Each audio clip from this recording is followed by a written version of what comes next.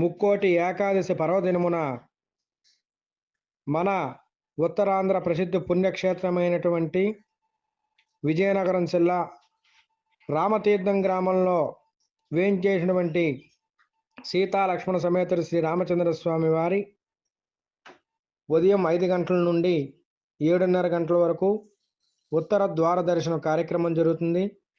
8 గంటలకి శ్రీ నీలాచలం కొండ మెట్లు దగ్గర మెట్లోత్సవం, గోపూజ కార్యక్రమం, గిరి ప్రదక్షిణ కార్యక్రమం జరుగుతుంది. భజనలు, కీర్తనలు, కోలాటాలతో అత్యంత వైభవంగా ఈ రామతీర్థంలో ముక్కోటి ఏకాదశి పర్వదినమున గిరి ప్రదక్షిణ కార్యక్రమంలో భక్తులంతా పాల్గొని స్వామివారి కృపకు పాత్రలు కాగలని కోరుచున్నాం. జై శ్రీరామ్, జై జై శ్రీరామ్.